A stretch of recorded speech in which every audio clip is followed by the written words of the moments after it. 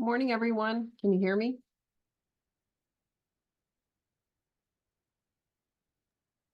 Hello? I can hear you. Good morning.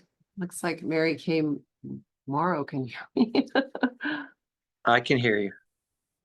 Well, good morning, everyone. It doesn't look like Ina Montgomery from Urban Tech is here yet this morning. She was slated to lead this meeting today. So I'm not sure. Hope everything's okay with her. I don't know where she is, but I think we can go ahead and get started. And if she joins, we can continue.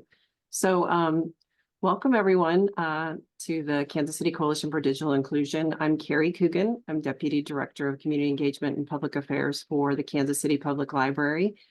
And I think most of you are aware of our mission and vision. They're on the screen right here. Mission and vision, more important than ever now as we're looking at the possibility of federal funds.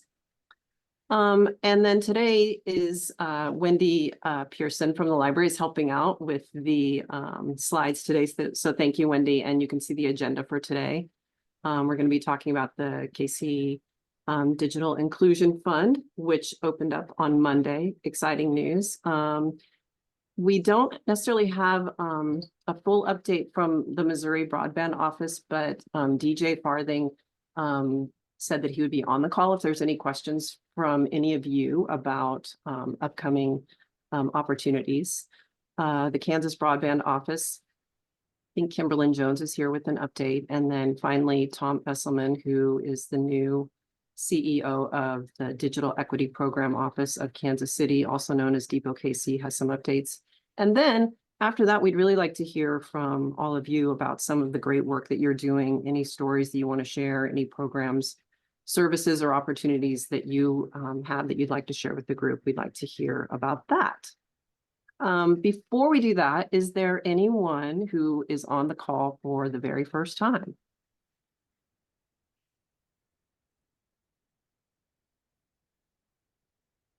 Okay, is there anybody on the call who has anything to share right off the bat before we start? Okay, great. So with that, I think we'll go to our first agenda item, which would be the Kansas City Digital Inclusion Fund. And I think Aaron Deacon from KC Digital Drive or someone from his team is going to share more information about what it is and how you can participate and what an exciting opportunity it is for all of us to capitalize on some opportunities and possible funding for the work that we do. So I see Carrie Keefe, but I don't know, is Aaron here? I don't know who's speaking for your team, but you have- I'm here and it's Carrie. Okay, great. Hi, Carrie. It's Carrie. I love to say that. Good morning. Good morning. Thanks for being here. Great to be here this morning to share the big news with the KC Digital Inclusion Fund having launched its first grant cycle of the year just this past Monday. So June 3rd, it opened up for the first grant cycle, which is focused on devices.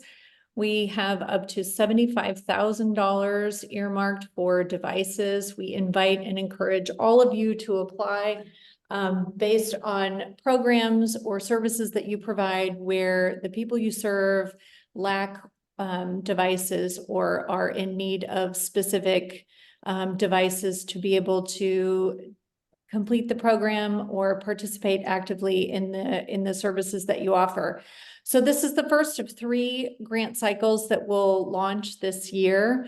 The fund itself is led by KC Digital Drive, administered at the Greater Kansas City Community Foundation, and is includes an advisory council that is includes Dred Scott from the Greater KC Civic Council, Adriana Pacina from Health Forward Foundation, Rachel Merlo from Google Fiber, Cece Rojas from Tico Productions, and Aaron Deacon from KC Digital Drive. So we're delighted to have this opportunity to dive in and create lots of opportunity for you practitioners to be able to access funds. The first grant is around devices. The second one opens August 1st and will specifically support IT services and support.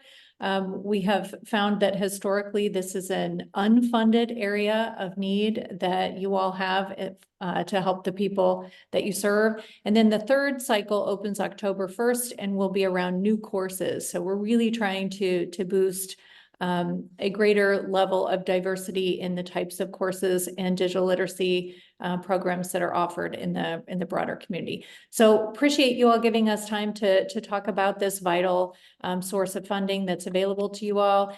Leah Hendrickson is on. Say hi to Leah. She's on our team. She is an AmeriCorps ACC member serving at KC Digital Drive. And she's going to be doing office hours on Tuesdays and Thursdays to really bolster questions and help all of you with your applications. We do expect it to be a competitive application because there's a great deal of need. We're here to support you in any way that we can. And if there's questions, I'm happy to open it up if you want to put them in the chat or just shout them out. I'm happy to take any questions, but we're very excited. Thanks so much. Thanks, Carrie. I think one question, and I think you touched on it a little bit, but this is sort of a reemergence of the Digital Inclusion Fund from several years ago. Is that right? I mean, do you want to share a little bit about what the fund was initially and what happened to the fund for those few years? And then how did this come about, the resurgence of this fund? Yeah, great question, Carrie. Thank you. There is a history of the Digital Inclusion Fund, and Google Fiber originally started the fund back in 2015, and we do have a pretty good historical point of reference on the website just to talk about who the grantees were, what kinds of things they were funding. But if you recall, Google came to Kansas City into the bi-state region in 2012, and through the rollout and implementation of their fiber hoods, they really found that there was a distressing level of divide on what was accessible and where the installation was happening. And so in response to some of that deployment, they created the Digital Inclusion Fund, which included additional funders like J.E. Dunn and Polsinelli and Global Prairie, among others. And so over the course of 5 cycles, they gave out just under $1 million. And then, you know, they discontinued the level of support that they were putting in. And I think aspirationally, we thought, well, we're just going to fix this digital divide and be done with it after, you know, a couple 4 or 5 years. But as we know, that is not the case, and the goalposts keep moving. So Google Fiber was very interested in the construct of continuing on with the fund, but not leading it, and probably makes more sense for an ISP not to be leading the fund. And so KC Digital Drive approached Google Fiber to really relaunch that and reconstitute it at the Community Foundation and repopulate it with some funds. So we've got up to $250,000 that we'll be giving out in this fiscal year. That's great. Thank you for that background. bet. Any other questions for Carrie about the fund? I mean, this is great news. I'm glad that there's just another funding opportunity, and particularly local funders who care about our local community and making sure that we really are working together to solve the digital divide. I mean, we all know the biggest question is sustainability. And so even after state and federal funds are long gone, you know, how are we going to keep, how do we make sure that the funds are still available, you know, even after that? And so I think engaging local community funders and keeping them involved is really critical. Any questions for Carrie from anyone else?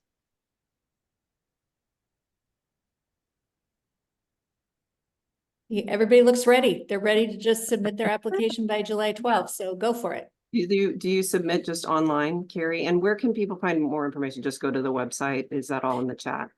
The website has the full solicitation, which is all the details. What's, you know, who's eligible, what geography, how to apply, all the terms and conditions and all that jazz. It's a pretty simple application online. Apps are due at the end of the day on July 12th. We have an outside review panel that will review all the applications, and then there's a calendar on the website too, so you can kind of see what the timeline is for everything. And then who is the outside review panel, or what is the makeup of that panel? Well, we're assembling those folks right now, some of whom might be on this call. But there's a nice cross-section of folks that are both very steeped in digital inclusion and digital equity, and those that are community leaders across the terrain. So we're really we'll have, we're making those asks right now. Yeah, that's great. And then just in the interest of transparency for everybody on the call, I mean, is KC Digital Drive also participating? Will you be seeking grants from this fund as well, or were you just No. helping to administrate the grant, or can you share more about how that works? Yeah, good question. No, we are not seeking, nor would we be eligible for funds. We are simply leading the coordination of the fund and really helping to support the advisory council and the work that they'll do. So the review panel is an outside review panel. We will simply make sure all the applications are eligible. They are 501c3 organizations. We will pass all eligible applications onto the review panel. They'll make those reviews. They will convene as a body to discuss the applications and make a funding recommendation to the advisory, who will then, make that official. Okay, great. Anyone else? Any last questions for Carrie? Not a question, but one thing I might add just for context, and I think we've shared this in the various meetings, if you've been on some of the meetings specific to the fund. But one of the things that's been interesting, like even for this device, the device solicitation, and as we've tried to raise funds for the different funding mechanisms, there's some people that maybe can't contribute or don't want to contribute to the fund, but do have access to devices or are interested in contributing devices. So, there's one piece of this that is, obviously getting the funds out is important, to the point you made, Carrie Coogan, about, wanting sustainability and to think about how we fund things outside of the federal funding cycle. That's part of this, but it also gives us a really good tool that we haven't always had before to kind of get a better sense at a sort of system and ecosystem level. What is the need? What are the different avenues through which we can meet the device needs, that we can meet training needs? And how do we really assemble a collection of resources, from a resourcing perspective, and then from a data and tracking perspective, and from an organizational coordination perspective. So we think there's a lot of potential, and that's really kind of in addition to just wanting to see the fund come back, because we thought it was a really good tool, but thought it was another thing that was maybe under leveraged in the first iteration of the fund, was the ability to use this to really kind of look at ecosystem level impact, ecosystem level needs assessment, and to kind of be strategic about how we think about resources. So part of that is just context, but kind of practically speaking, we really encourage you, if you think you've got a device need, and even if you're not quite sure if it meets, in this iteration, or similar with IT support, and with new courses for the next generations, let us know what you're thinking and what you want to do, and feel free to submit an application even if it doesn't fit, because it's going to help us to understand what that level of need is. And we're really hopeful, no promises, but that we'll be able to, even if there are, as an example, right? Maybe if we get requests for 10 times the amount of device need than we can meet, that's really useful information to take back out to the community, whether it's corporate partners that we're starting to work with to think about how we, bring more devices into the ecosystem, or other funders or people who have devices that they're able to contribute, or just even funders, when we look to replenish the fund and we're like, hey, we were oversubscribed by, 800%. So please bring us all of your stuff, and we'll work as best we can to meet those needs. Aaron, I have a follow-up question if possible. I know at least with the Missouri NOFO or funding opportunities there, they have what they consider the 10 critical communities that are going to be attached to, or they're looking at how the funding will flow, and they want to make sure that these particular communities are covered. They're prison populations, refugee and immigrant services, senior citizens. There's a list. Do any of those considerations tie into the thinking, or and maybe you don't know because this separate entity that you're putting together now will make those determinations, but is there any correlation about the state and federal funding requirements, at least for the state of Missouri, that I'm intimately aware of, Are they tied at all to how this group will be thinking about dispersing funds? No, and those covered populations, I mean, those are really, I mean, that is true in Kansas also, and this was from NTIA. You know, it was kind of dictated that these populations needed to be part of the state digital equity plans.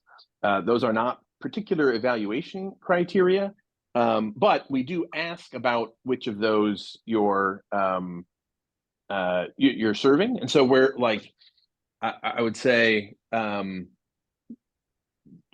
That's important information because it's going to map to what the states want. And so from sort of that, you know, how do we coordinate and make sure that we cover these things? Yes, that's important, and we're paying attention to it, but it's not like, oh, this is a covered population, so you're going to get extra points. Okay. Leslie or Carrie, let me know if I'm wrong on that, but I'm pretty sure that's true. I mean, I would just say that most likely, unless you have a youth program, you're likely to align with one or more of the covered populations, just because that's where, I mean, these aren't random, you know, they're not arbitrary. They align with the needs in the community for the most part. So I can predict that you would likely fall under one or more of those, but it's just simply because, you know, we hope that the federal funding aligns with community needs. Okay, thanks, Leslie. And I might, oh, go ahead. No, go ahead. I was just gonna put Rachel Merlot on the spot to see if she wanted to add anything to the conversation, since she's on the call, and it is Google Fiber who started this fund originally. But go ahead, Aaron. Go ahead. I was just going to quickly add, and good, I'm glad, Rachel, you were able to join. Thanks.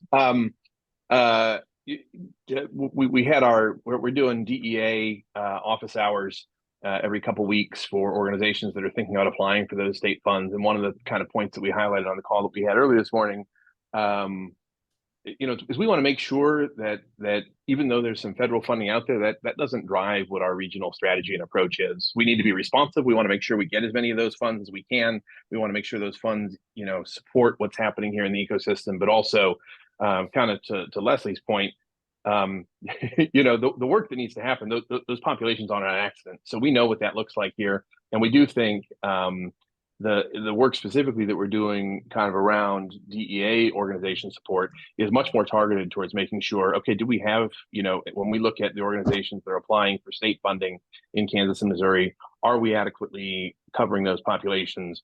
Are we identifying opportunities where, you know, organizations that provide one service can help another? And making those linkages, whether it's in a grant application or just a programmatic implementation. And while these aren't scoring criteria and so aren't a direct like way that you're going to be eligible for more money from the fund, absolutely from an intelligence gathering perspective, you know, that's part of what we're hoping to learn kind of over, you know, a multi-year process of doing this, because, you know, the more that people apply to that and sort of are able to articulate what they're seeking funding for, we'll be able to have a better story of what kind of the level of need and coverage is across those different populations. So just a reminder for everybody, DEA stands for Digital Equity Act funding, which is part of the next couple of tranches of funds that are being released. Okay, thanks, Aaron. Rachel? Sure. I would just Hi. first thank you to everybody for giving time to talk about the fund this morning. I'm so pleased to see that this is getting off the ground again. This was a really wonderful program that we had years ago in Kansas City. It was unique at the time. And I think even today, it is not common that this type of effort is really pulled together by the community. So thanks to KC Digital Drive for really putting in the legwork to make this happen. I know it isn't easy to get the people together to, you know, to fund, to serve as advisors, to work with the community foundation, and then spread the word. So it really is a meaningful work that you're taking on. And if any other ISPs or funders are on the call today and you're not yet supporting the fund, maybe you're thinking about it, feel free to send me an email and I can talk you through from my perspective why for Google Fiber this has been a good way for us to help support digital inclusion in Kansas City. And I just can't wait to see what comes out of this, who's going to be awarded in that first round. It's really nice to see this coming together. So good work, everybody. Great. Thanks, Rachel. Does anybody else have other thoughts or questions?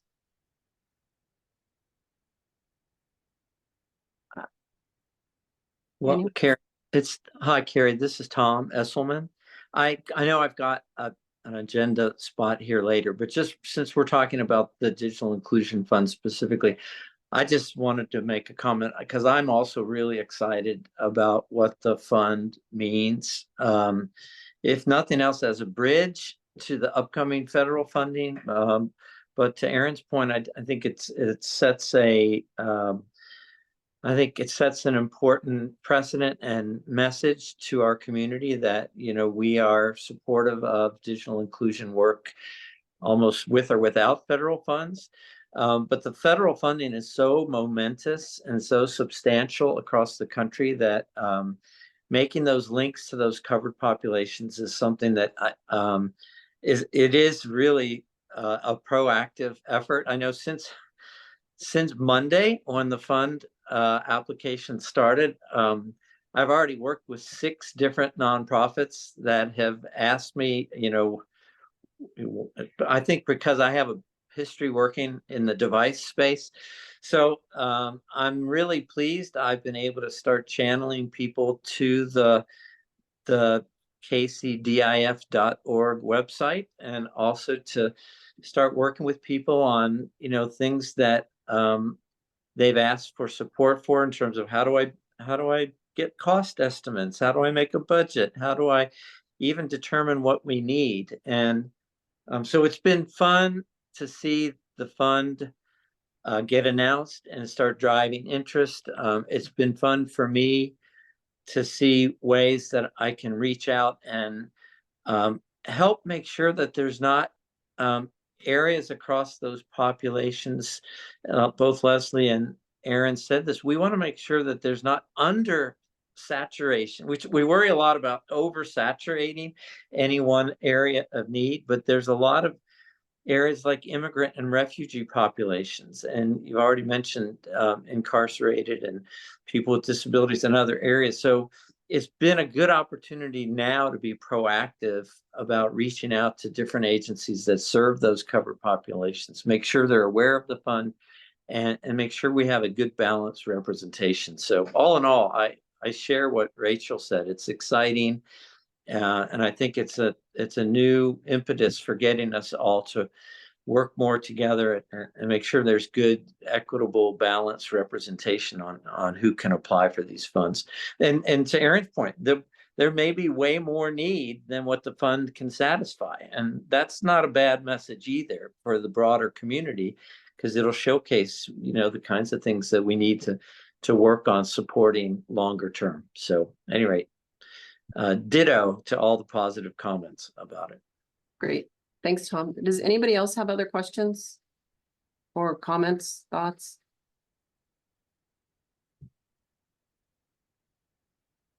Okay, great. Okay, Wendy, next up on the agenda, I believe, is the state of Kansas, Kimberlyn Jones. I don't see Kimberlyn on the call, so unless there's someone else from the Kansas State Broadband Office, I think we'll move on to Missouri, which I don't see Dimitri on the call either. So maybe some breaking news is happening in the state of Kansas and Missouri right at this very moment that we'll find out about in just a few minutes. Well, Carrie, I mean, it's not necessarily breaking news, but just for everyone who may not have heard, Jade has left the Kansas Office of Broadband Development. Their interim director is their deputy director, Joseph Lee. So just a little leadership news from the Kansas side. Yeah, that's great. Thank you, Leslie. I had heard that news yesterday, but I didn't have any details. So thanks for sharing that. Do you have any other details besides that?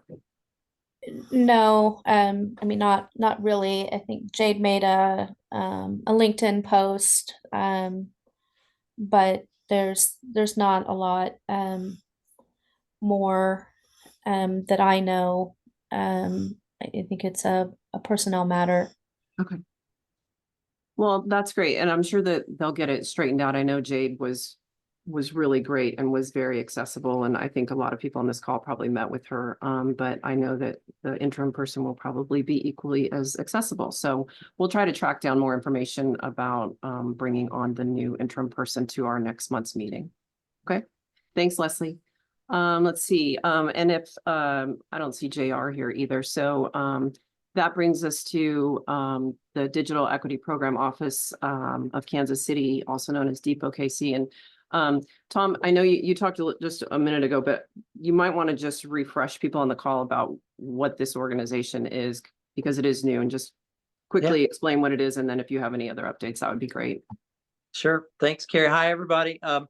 Yeah, Tom Esselman, DEPO-KC, the Digital Equity Program Office. Many of you know me from years of working with both Connecting for Good, and then I merged it into become PCs for People Kansas City, which I left in December of last year. And what the Digital Equity Program Office was created for was to be a full-time resource, both for nonprofits that are trying to figure out funding opportunities, but also for funders who are looking for help with consistency and making sure that grantees or prospective grantees know that they can get help on things like, what type of data is meaningful and what types of data is collectible. So I'm happy to announce that I do have a board of directors now for DEPO-KC. We have filed our IRS paperwork, so we are going to be a new nonprofit, and it's fully dedicated to just working on helping nonprofits become, have greater awareness and assist them, but also being a cheerleader for activities and programs that are serving all these covered populations that we talked about earlier. Interestingly, with regard to Kansas, there have been two really substantial grant programs that I've worked on with the state of Kansas in the last 2 months. One of them focused on funding for public Wi-Fi construction and deployment, and the other for devices and training. And I think the first round of that completed with some 20 grant awardees, which are going to be announced here very, very shortly. But the exciting news is not all of the funding available for those two grant programs. They were called Adopt and DOC, DOCK. There's more funding available. There is going to be a second round that's going to be announced here within the next month or so. And so I'm really thrilled about that. I know there are a couple of local nonprofits on the Kansas side that were able to be part of that program. So just helping to make sure that the kinds of nonprofits who are eligible and need to be applying for those are doing that work is one of the things DEPO-KC is doing. Similarly, I've had the honor of working closely with Jerry Buckman and Sam Craker at the city of Kansas City, Missouri. They've got a refreshed, dedicated effort to digital equity program support throughout the particularly agencies within the boundaries of the city of Kansas City, Missouri. So I'm working with them on some of the compliance issues and ability to identify and assist key nonprofits, which I'm really excited about. And I'm glad that we talked about the Digital Inclusion Fund. I already told you that has already ignited a whole array of nonprofits who are looking for, a lot of guidance and assistance. I was thrilled to hear that Leah has office hours on Tuesday and Thursday. Leah, I'll probably be bombarding you here shortly with some additional questions from some of the nonprofits I'm working with. But I think it goes beyond that. Just the whole Digital Equity Act information we're learning about those capacity grants. I know Dimitri wasn't able to join us, but he did share. Tom, yeah, he just got on the call. Oh, good. Okay, good. Sorry, I missed that in the chat. Well, I will. I'll hand over to, and I don't know if Kimberlyn has been able to join or not too. But if JR is on the call, I will I'll hand over to him to provide updates. But just for everybody else on the call, just know how excited I am, given the fact that I've been a practitioner for the last 8.5 years, and now I'm really fully dedicated as kind of a free agent in support of any nonprofits that are looking for guidance and assistance. But just know I'm very tied into an array of different types and sizes of funders who've been very supportive in the fact that I can help align what their goals are with, the kind of proactive identification and encouragement of those nonprofits to apply for funding. So anyway, thanks, Carrie, for giving me some time to update. Yes. Before we go to JR, I do want to ask though, for clarity. I mean, are you offering help to people on this call for what? Funding opportunities, information about state fund? Like, can you be a little bit more specific about what should people reach out to you for, or what is your charge? Yeah, absolutely. I think the main focus is to help nonprofits understand and figure out and navigate funding opportunities. There's no doubt about that. But keep in mind, it's not just about getting dollars. The grants at different levels all have reporting requirements. And so the reason I use the term compliance in regards to the work I'm doing with the city is because they know, and anybody who's done any kind of government grant knows, that there are reporting requirements for data. I know Aaron mentioned it as well. And it oftentimes scares away really needy and worthy nonprofits from even applying for funds. And as Rachel said, as a funder, she made it clear they're looking for more outreach and more identification and more opportunities to help. And so DEPO-KC, the work I'm doing, is here to offer assistance to make sure that those nonprofits who are doing great work and can really have their impact expanded by extra funding, that they're aware of and they're not afraid of or scared away from applying for funds that they could really, really benefit from. The website, DEPO-KC.org, has all kinds of links and support resources. But just the fact that I'm available on a full-time basis to offer any kind of guidance and assistance based on having worked in this space as a practitioner, and I applied for it and received grants from the smallest of the small to the largest of the federal government grants. So I can help navigate some of those things and provide extra resources beyond, I think, what Aaron and Carrie and Leslie have been able to really get kickstarted through KC Digital Drive. And I'm here on a full-time basis to offer that support. Okay, thanks, Tom. Any questions for Tom Esselman before we go to DJ? Dimitri. Okay, great. Thanks, Tom. So Dimitri Farthing is on the line. Thanks, JR, for joining the call.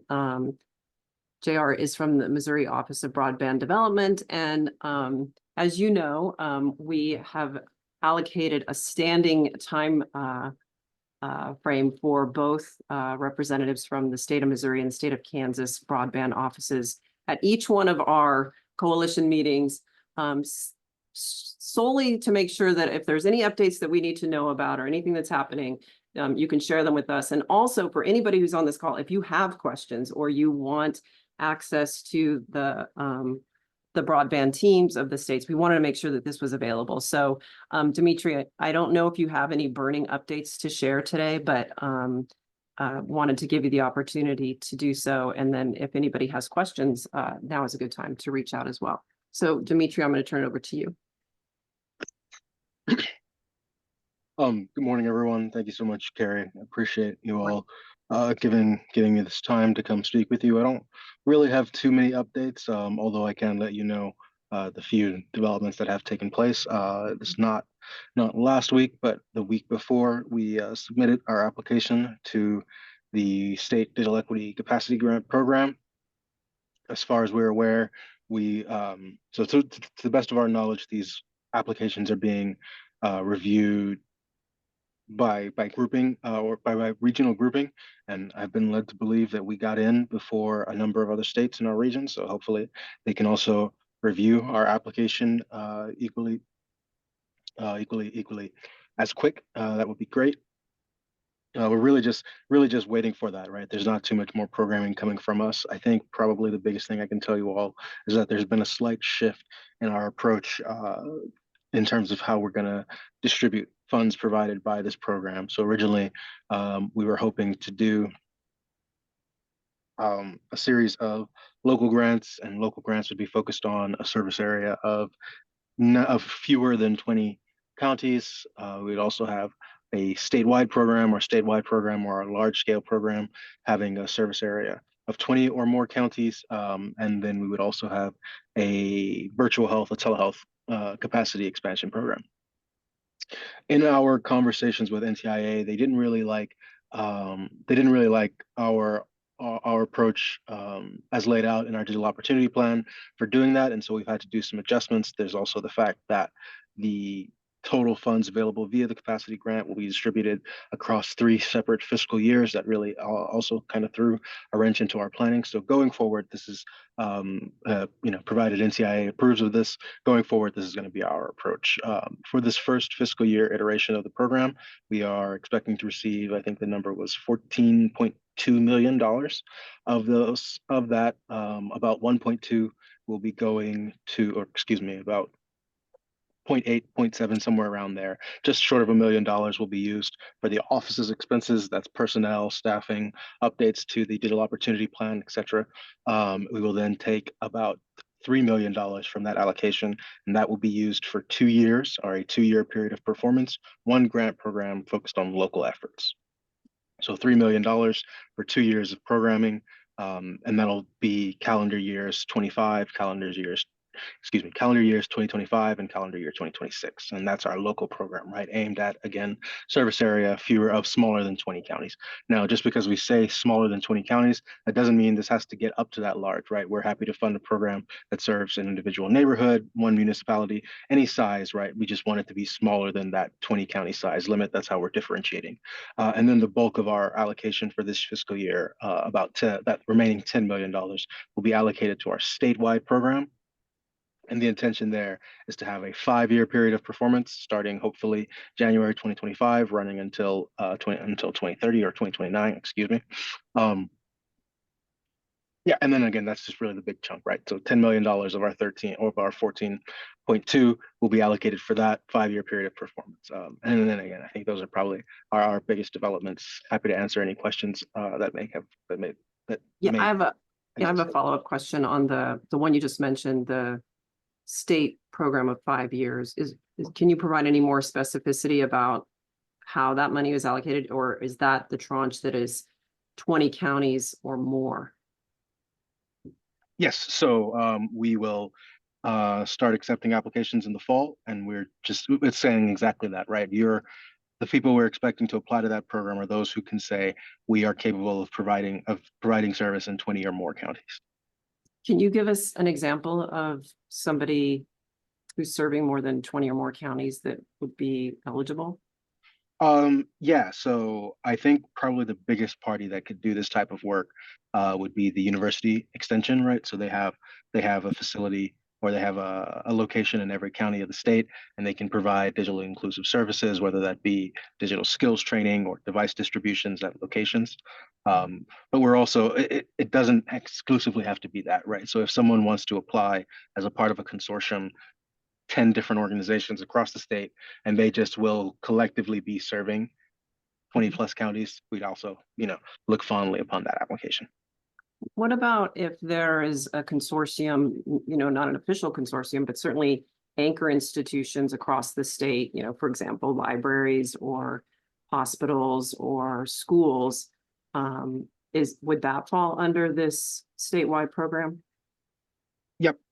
As long as in their project narrative, they make clear we will have operations across 20 or more counties, they're welcome to, right? We're not really putting any limits on the applicants themselves. I think we're even willing to fund a for-profit organization. I think the main restriction here being you cannot use grant funds to make a profit. Okay. And then when you say that, so in the example I gave of community anchor institutions coming together, would they have to come together and submit together?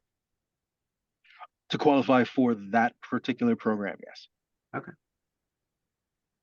I'm sure there's other questions. Does anybody else have questions? I don't have a question. I just want to thank JR for all his hard work. I know this is a slog and it didn't really come out how you had anticipated and planned for it to. So just thanks for listening to all the input from the community and doing your best. Thanks so much, Leslie. We've got, as you just demonstrated, we have extremely kind, extremely caring practitioners all across the state. So you all make it pretty easy. Yeah, thank you, Leslie. That's a really good point. JR, I have a question. I know there was some information in the NTIA NOFO about data reporting. And so has anything been updated in terms of, how data is going to be defined that needs to be collected and reported back? Because I know ultimately you all in the Office of Broadband Development will be responsible for submitting reports back to the NTIA, but I assume that's going to flow down to the sub-grantees and then to actually be hitting the local level, local organizations that receive money from, say, the extension, whoever the sub-grantee is. I guess my question is about how would you reflect on what you're learning about data reporting requirements that are going to be associated with this funding opportunity? I'm sorry, Tom. So I heard the beginning of that and I pulled up the NOFO here and I wanted to show the requirements. Okay. So can you give me the tail end of that question one more time? Well, the summary of the question is about how you would foresee data being collected and reported by the sub-grantees back to you at the Office of Broadband Development, because ultimately you're going to be responsible for the report back to the NTIA. But I didn't know if you were planning to have guidelines about kind of that flow of data collecting and reporting requirements as it goes from your office to the sub-grantees and then ultimately to small community organizations that may get smaller portions of that funding. Got you.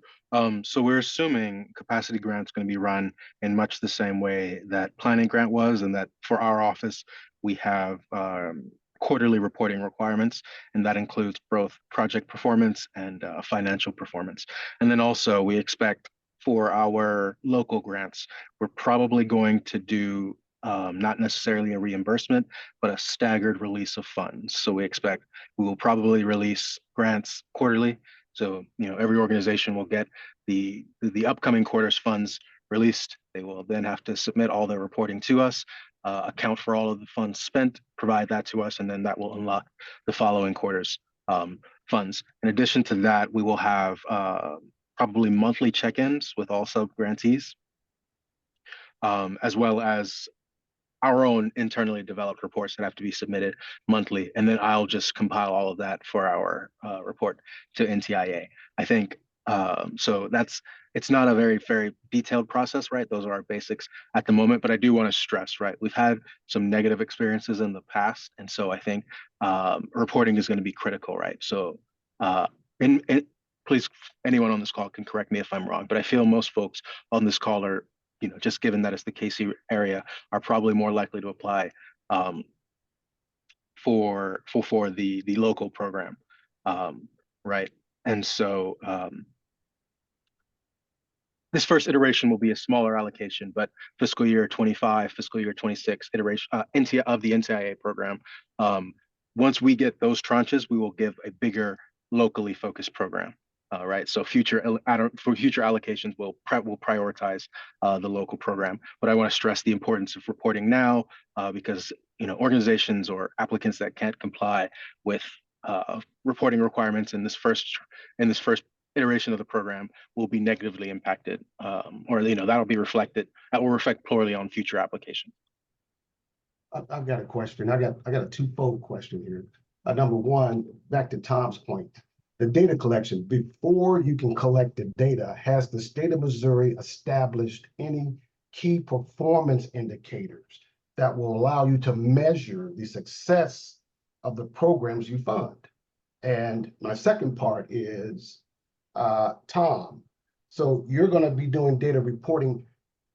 Do you have established KPI performance for this data you're going to be collecting? Because just collecting data is nothing, right? The data has to be aligned with the objectives of the funding. And more important to that, the key perimeters that the NTIA has defined that actually close the digital divide. So in other words, if you do something, right, number two, you get funding to do something, that something should align with the NTIA and the state of Missouri's key performance indicators. So my question is, I understand collecting data, and it sounds very, very sexy, right? It does, but data, and I don't know, there's Tony, talk to Brent Nevers. Data has to tell a story. It just can't be data. So my third question, JR, is that again, has the state of Missouri identified these key performance indicators that will allow you to measure the success of the money that you're giving out? That's it. I'm not sure who's running today's presentation, but may I share the screen briefly? Yeah. Wendy, okay? Yeah, you should have permissions. Share whenever you're ready. Thank you so much. So this is the base. This will be the very base level type of data we have to gather. These are the direct requirements as they exist in the NOFO from NTIA, and that's just what I wanted to share with you all. Great, great.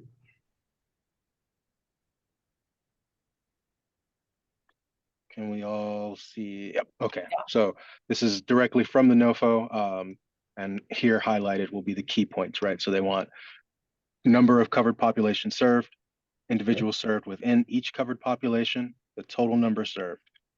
Okay. Going down next page, number of program types, or number of programs implemented by type, excuse me.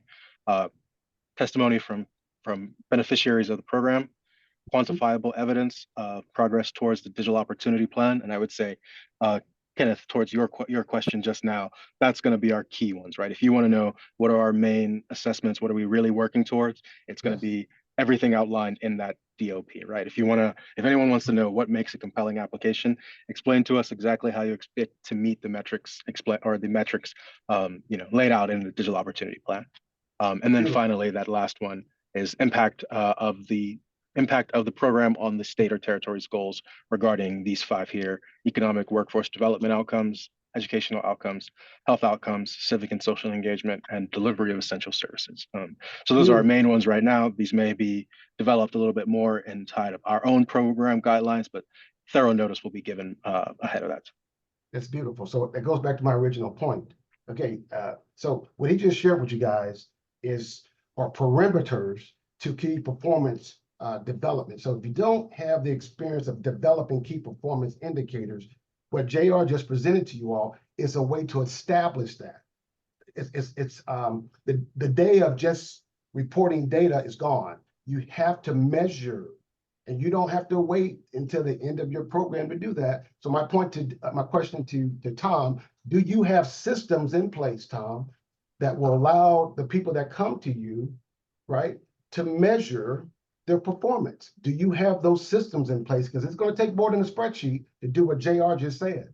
Way more than a spreadsheet, right? I can, yeah, I'll just answer. I'm glad, JR, that you reviewed that.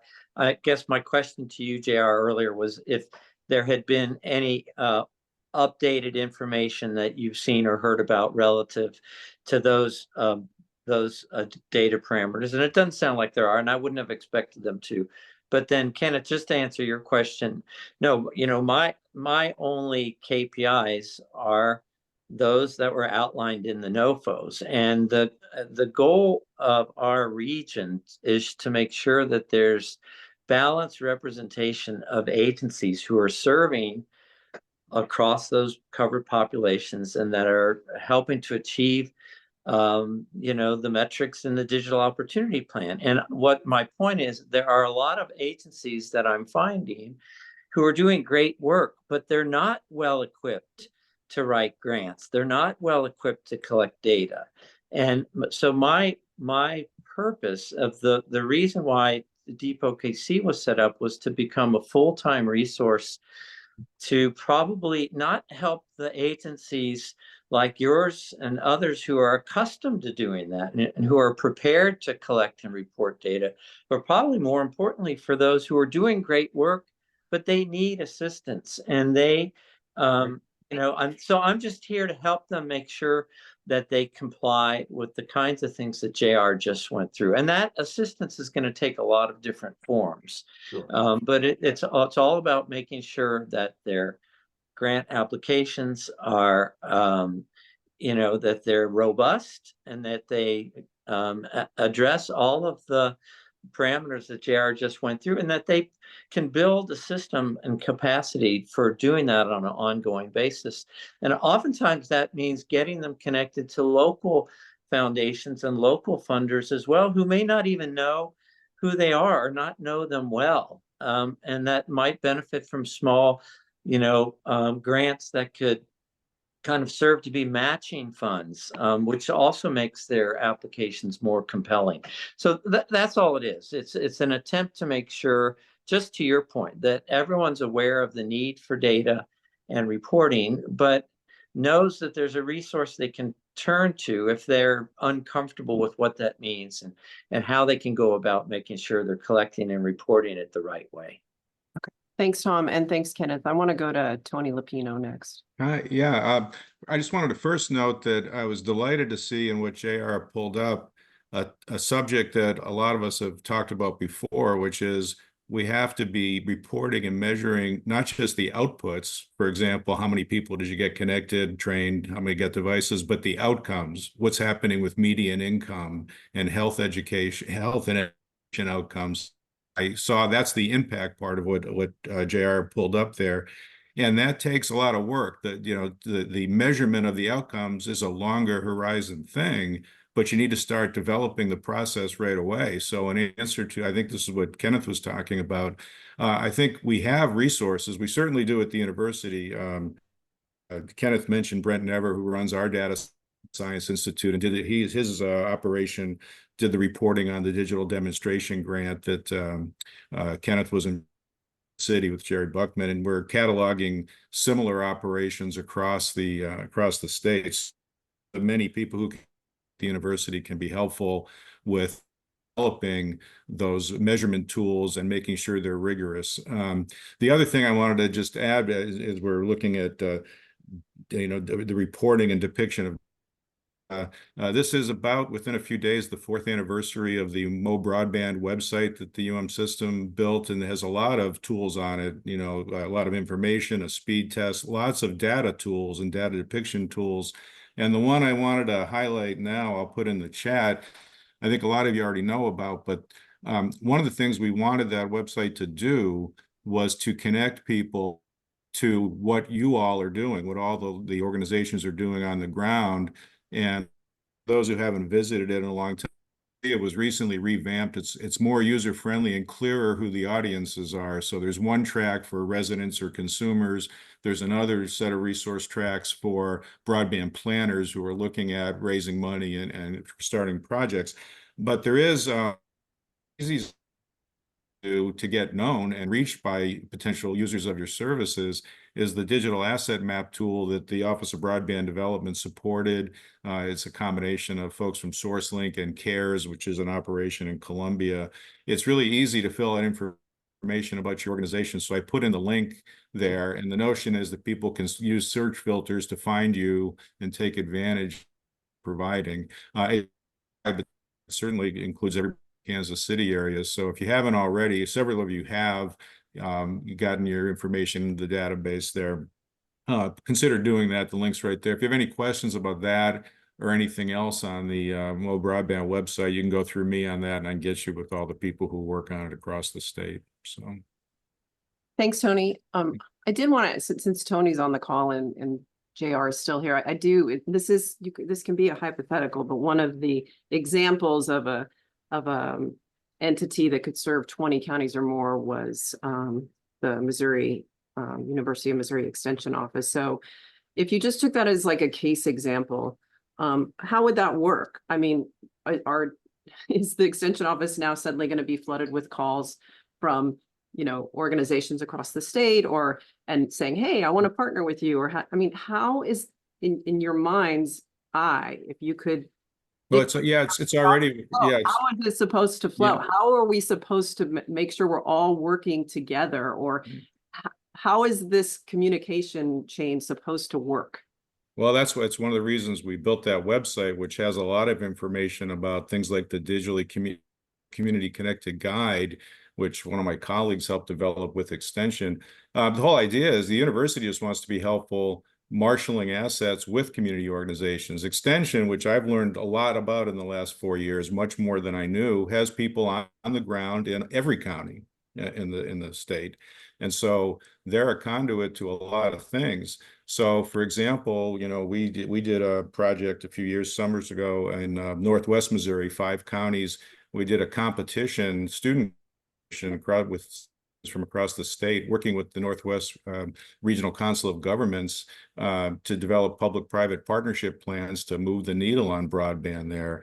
They're working in the southeast part of the state now. So it's pretty easy. You just get in touch with us through the website.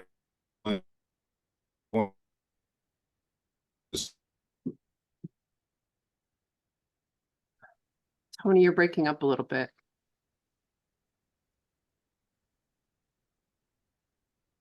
Okay. Well, I think we may have lost Tony for a few minutes, but JR, did you want to add anything to my question?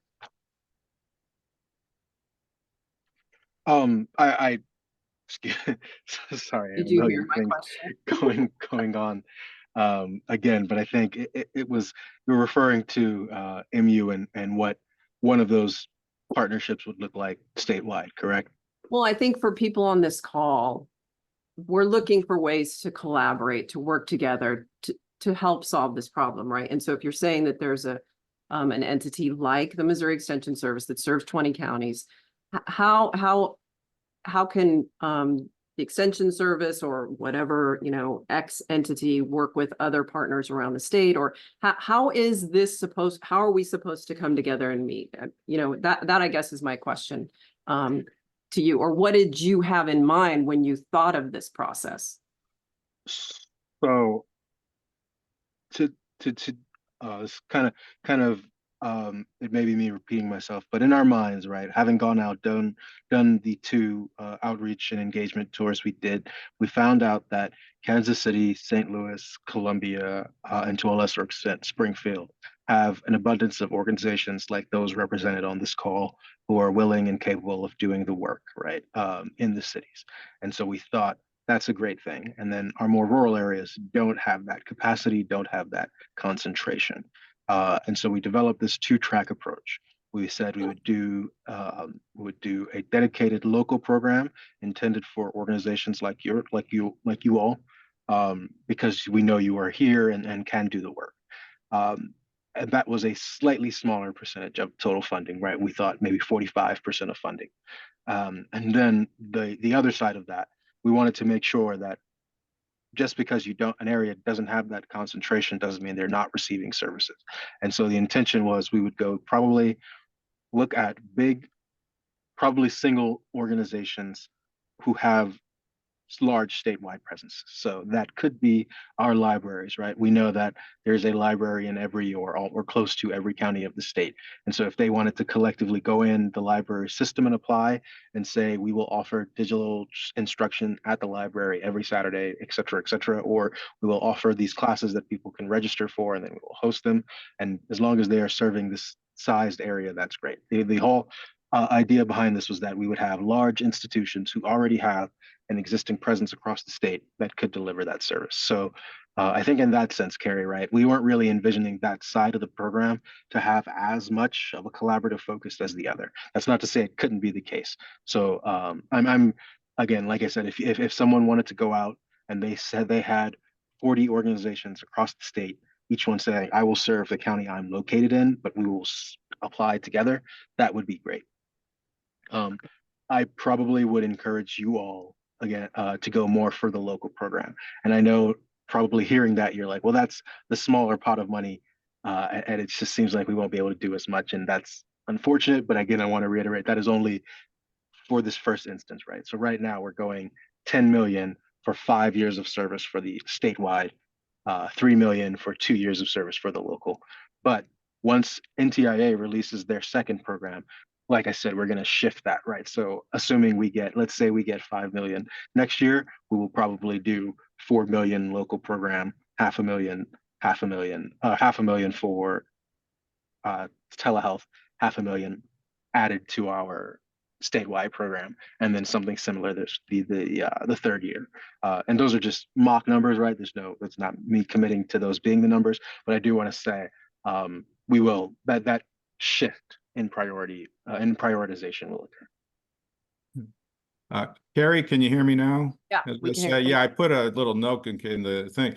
You know, we've done what we've done across the state to try to just be a teammate. And so that's to answer your question is I would think that Extension and the rest of us on the faculty and the staff who've been working on this for several years are here to look to try to identify who are the organizations that can field the best team together. If you read the preamble to a digital equity work produced by the UMKC Digital Equity Working Group, you'll see what it's all about. It's one of many assets, and a lot of this stuff has to be community driven and community included. And so I think that's the answer to your question is work together. Yeah, well. Okay, great. Any other questions for Dimitri while we have him here? Lindsay? Oh, I don't have a question. I was just going to introduce myself. I apologize. I joined a little late, but I'm Lindsay Tarasovic. I'm one of the extension and engagement specialists for the Urban West region here in MU Extension. Many of you might know my boss, Shatomi Lester Edwards. She's been involved in a lot of projects in the community. I actually joined this group a couple years ago through my work on the Volunteer Income Tax Assistance Program with Tom. He invited me to be a part of the group, and we talked at that time about our virtual process for doing tax returns during COVID. And so I'm happy to rejoin the group. And if you guys have any questions, I'll do what I can to answer them on behalf of Extension. And if I don't know the answer, I can connect us with someone at the state level who does. So. That's great. Thank you, Lindsay. Yeah, thank you for having me back. Thank you for sending me the invitations. Yeah, it's interesting how this work brings people in and around and back again. So welcome back. Thank you.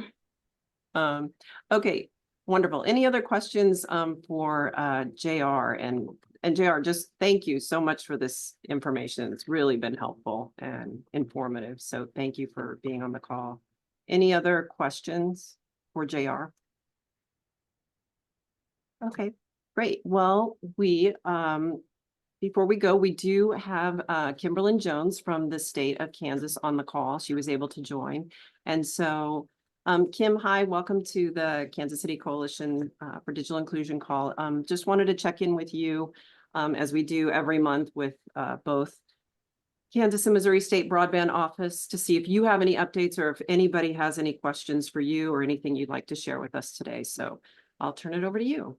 Sounds like there's some big news in your office this week. Oh, yeah, there's quite some news in our office. As most of you, I'm sure all of you know by now that Jade Pyros de Carvalho is no longer with the office, Kansas Broadband. If you will tune in, there is quite a profound and authentic statement post made on linked by her.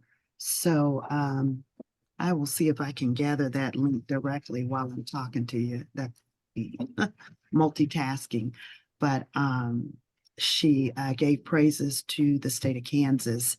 And so, you know, things happen and we move on. In the interim, Joseph Lay will be the interim director. There will be a nationwide search conducted. It's underway right now for her replacement. Looks like someone did find the, thank you, Kyra, someone did find the LinkedIn post. So there will be a nationwide search. It's on, it is in motion as we speak. Right. We have two positions open right now, and one is a middle mile manager position and an operations coordinator. The team is still growing as Jade has put in motion and put together a highly talented and energetic team, and we're continuing to grow. So we have two positions open. If you want to go to our website and take a look at that, we're trying to fulfill. The DOC awards have been notified, have been announced and notified. We had 16 awardees, and DOC, for those of you, we always put acronyms on things, but DOC is basically our digital skills training grant.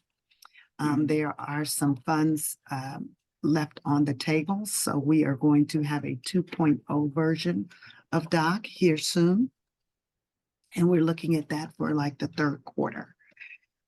Also, the Adopt Awards, which is our public Wi-Fi and equipment distribution grant awards, have been awarded as well. We had 9. We had an exciting and a very energetic and talented executive committee that evaluated, scored, and made recommendations for both programs. And so we thank that executive committee for that. There will also be a 2.0 version of Adopt as well, as there was much more money left on the table with that program. And however, we are looking at some adjustments to that program with respect to program guidelines, the ease of application submission, and seeing what we can do to increase participation. We did learn that the western side of the state has quite a few needs, and we need to generate some energy out there on the western side of the state. And our lieutenant governor has asked for some answers to how we change our suite of services, increase participation, incentivize some of our service providers to participate in the DE programs. And then we are awaiting, I guess I missed quite a bit of the presentation. Dimitri, I apologize. I'm sure you had a plethora of wonderful news to share. So I apologize for missing that, but we are awaiting our DE capacity grant coming back. We are anticipating some curing. So we're just in waiting for that to come back. From what I understand, by August 28th, that all of them should be done by then, but we're just kind of waiting, waiting for that. So those are, and then bag 4, our broadband program 4.0 is in motion, and interviews are starting for in that process of our BEAD program. So any questions? That's a lot of information, but any questions? Ken? Yes, Kimberlyn, relative to your DOC awards, was that, I think the dollar value was like 250,000.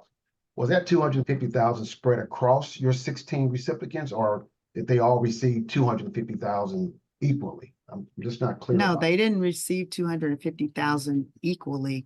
They Mhm. presented their need for their program. So that Okay. was the maximum you could apply for. Okay, So it wasn't like across the board, here's 250.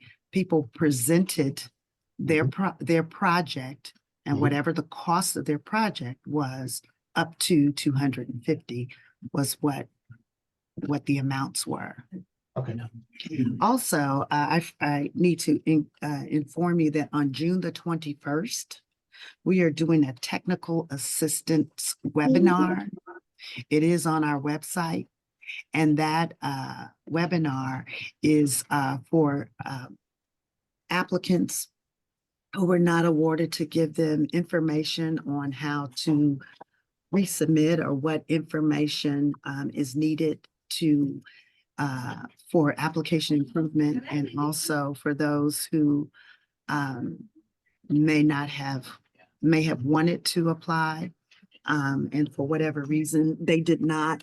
It is to help answer questions and to increase participation for the 2.0. So that's June the 21st at 2:00 is our webinar to technical assistance to assist those in applying again or encouraging new applications to submit for this funding. And there's a link to that way up chat, I think, at this point, that Leslie had posted earlier. Good. Thank you, Leslie. Yeah. Any other questions for Kim?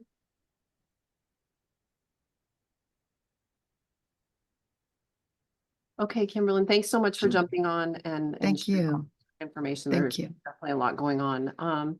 Okay, Wendy, if we go back to the agenda, I just wanted to talk briefly about next month. The first Friday falls on July 5th.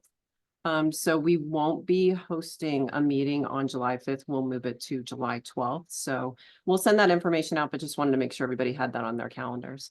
And then finally, we just have a few minutes left. Does anybody want to share any projects or services or anything big that's coming up for you in the next couple of weeks that you want to share with the group or make sure that people know about? Now's the time. Sure.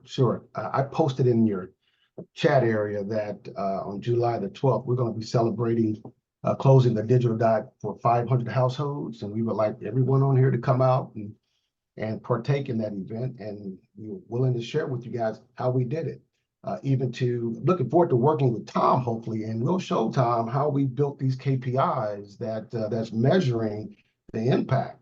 So when we say we close the digital divide, we have quantifiable data that will show you we did it.